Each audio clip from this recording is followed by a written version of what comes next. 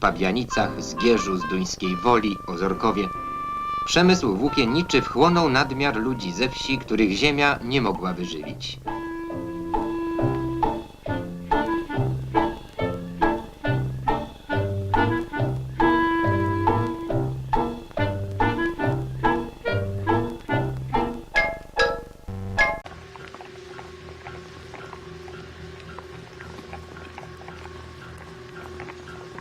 Ani beroi fardechu, uboi veisechu, eshtach veiei.